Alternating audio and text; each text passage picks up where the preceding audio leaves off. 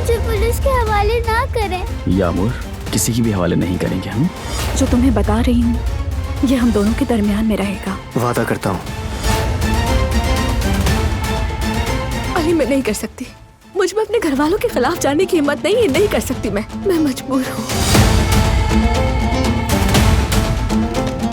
गुल, प्लीज तुम रो नहीं। जब तुम रोती हो तो मैं उदास हो जाता हूँ। अम्मी के देखने से पहले चली जाती हूँ। गुल, जो कहा उसके बारे में सोचना। खुदा हाफिज बेटी। खुश आमदीद बेटा, तुम्हें इस पे चीखना नहीं चाहिए।